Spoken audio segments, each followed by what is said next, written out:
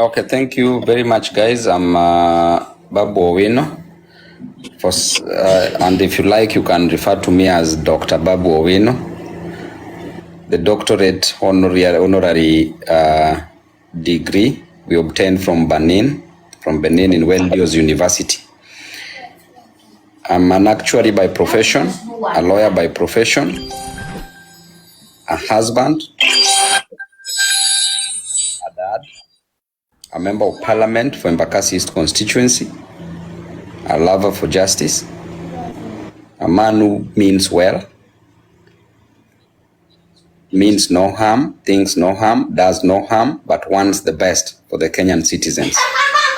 I want to take this opportunity to wish you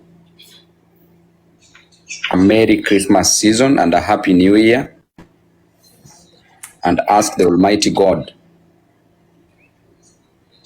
to give you a healthy 2024, a prosperous 2024, a visionary 2024, a year full of joy,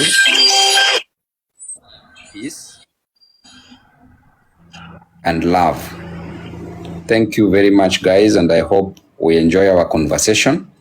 We'll make it so easy, not so official, so easy, so that at least we close the year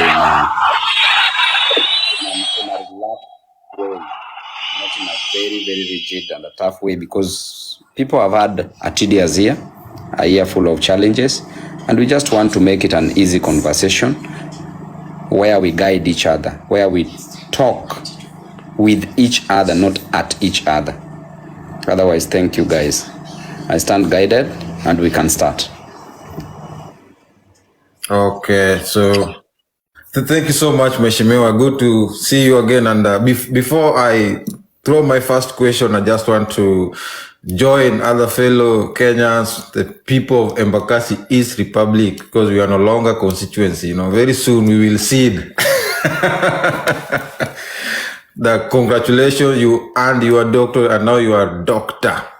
Now you are no longer Hon, you are now doctor. So congratulations, and you always say that he who opens the door of a classroom has closed several doors of a prison, So Thank you so much, and congratulations for that. So the first question I'm going to throw, Mheshimiwa, is more political. Of late, we've seen issues in you as the Secretary General of Kenya Young Parliamentarians Association.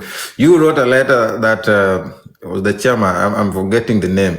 Tell us the exact picture. What is going on there? And we know you've been very vocal. You've been a freedom fighter. So just explain to us. The majority of us always do what is going on. Apo Kenya Young Parliamentarians. Thank you, Auka. There seemed to be some little issues in Kenya Young Parliamentarians before. There was a storm in a cup of tea. It wasn't a very serious issue. It was something that was manageable. As leadership and leaders in this country, we sat down, we came up with viable solutions to run Kenya Young Parliamentarians. I'm still the standing Secretary General of Kenya Young Parliamentarians Association, KYPA. So there is nothing much about it right now. There is nothing serious that's happening that is that is causing any alarm. Everything is well. Everything is good. So there is no problem in KYPA as things stand. We came together as Azimio, together with Kenya Kwanza, because it is an association that unites members of parliament and members of county assemblies from all the political divides, from Kenya Kwanza, from Azimio, from independent candidates, or other independent leadership, those leaders who won their positions by being independent candidates, and also other political parties. So as things are, everything was sorted out. There seemed to be some issues within Kenya Kwanza versus Azimio, but we settled them. Everything is well in KYPA, and it is an association that advocates for the interest of young men and women in this country. Yes. Thanks so much, Mheshimiwa. I think that's a clarity. My next question would go to recently we've seen so many Kenyans being exploited, or rather, not only Kenyans, but also those who come from diaspora who was visiting Kenya through a lot of issues at the airport, mara ukiwa na nini, lipa tax tena. I don't know, as somebody who has been on the forefront in communicating and defending all these things, what are your take, and what have you done as a person, because JKA is in your Embakasi East constituency? Thank you very much. Number one, it is very rude, very arrogant, and at the same time ignorant of the executive arm of the government headed by the president to impose tax on everything. You can't expect that every person who's traveling to Kenya to be paying tax on their goods, on whatever they have, even clothes, even the inner pants. That is very, very, very, it's an absurdity, something which is unheard of. If you want to collect taxes, come up with various ways, different other ways of coming up with ways to collect money, to generate income, revenue for the country. And raising taxes, or rather collecting taxes in an illegal way, does not help the government collect sufficient revenue to run this country. And I explained to them, as an economist, I explained to them very well the repercussions, the consequences of increasing taxes in a nation, and that if you increase taxes of fuel, you literally increase the prices of goods and services which are capable of being transported from one area to the other. If you increase taxes for fuel, then basically the cost of production will go high.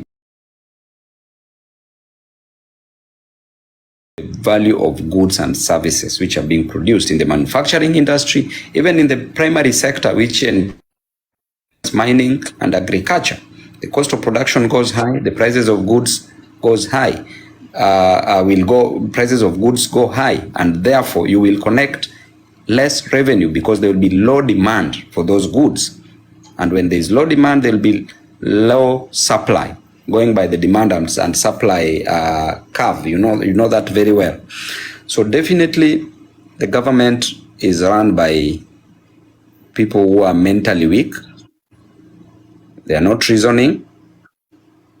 People who I think have never seen the four corners of a classroom. People who are academic orphans, academic dwarfs, academic lilywats, who don't know how to run a nation. So you can't run a nation like a kiosk. Even a mama mboga running a kiosk has brains to run a kiosk and make profits, because Kenya is a big business entity. Many companies under one, different parastatals, different ministries. Those are different companies which should be run. Maybe just something to put in. Do you think, from your background, you are economics 101 and all, do you think increasing the tax base or increasing the taxes, for instance, let's say if the government increases myriad of tax brackets, for instance, bringing tax online, bringing tax, do you think is a sufficient way to get revenue for the government? Or if we just maintain the current things which are being taxed, then the government increases the tax percentage, which one would bring more money to the government, the former or the latter? The moment you increase taxes in a nation, you create low demand. When there is low demand, for example, if I oversimplify it, if we increase tax of fuel, okay? Yes. That farmer in the village who is depending on fertilizer to do farming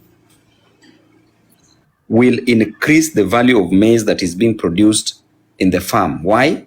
Because number one, the value of fuel has gone up, therefore the transport cost for fertilizer will go up. The transport cost for seedlings will go up. When they go up, what do you expect once there's a harvest? That transport cost that was consumed. Clear.